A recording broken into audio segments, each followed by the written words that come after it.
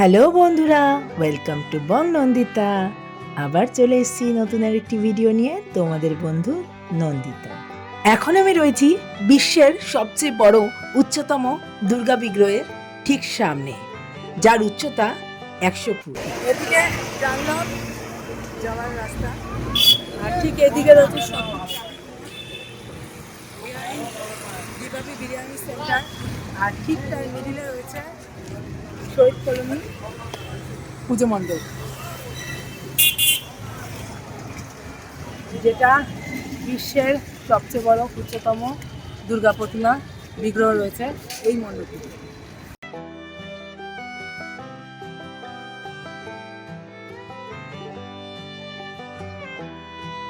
তো চলো যাওয়া যাক। অনবদ্য আলোকসজ্জায় সজ্জিত মণ্ডপের চারপাশ, প্রকাণ্ড একটি জলাশয়ের পাশেই মণ্ডপটি তৈরি হয়েছে। কিভাবে আসবে দেখতে থাকো ভিডিওটা। যারা শিয়ালদা থেকে আসছেন তারা সোদপুর স্টেশনে নেমেই 1 নম্বর দিকে অটো ধরে ট্রাফিক মোড়, তারপর ট্রাফিক মোড় থেকে 5-7 মিনিট হাঁটা পথ শহীদ কলোনি পুজো মণ্ডপটি। যারা নৈহাটি কল্যাণী থেকে আসছেন তারাও সোদপুর স্টেশনে নেমে ওই একইভাবে শহীদ কলোনি পুজো মণ্ডপ ধানকল স্টপেজে চলে আসতে পারেন। যারা বরাহনগর ডানলপ থেকে আসবেন তারা ব্যারাকপুরগামী যে কোনো বাস অটোতে ওই একই ধানকল স্টপেজে নামলেই হবে। মেট্রো করে যারা আসবেন তারা বরাহনগর মেট্রো স্টেশনে নেমে একই ধানকল স্টপেজ ব্যারাকপুরগামী অটো বা বাসে করে। দেখতেই পাচ্ছ আজকে দ্বিতীয়া, ভিড় কম না, এখনো কাজ চলছে। মণ্ডপটির পাশেই একটি 6তলা কনস্ট্রাকশন চলছে কাজ। দেখুন তার কাছেও মূর্তিগুলো কতটা বড়, আর হবেই বা না কেন, 100 ফুটের দুর্গা প্রতিমা বলে কথা। মাথা উঁচু করে দেখতে হচ্ছে, অপরূপ তার সৌন্দর্য, কারুকার্য এত সুন্দর, লাইটের আলোকসজ্জায় একদম মূর্তিটিকে প্রাণবন্ত করে তুলেছে। দেবদেবীর মূর্তিগুলোর ঠিক নিচেই তাদের বাহনদের মূর্তিদের রাখা হয়েছে।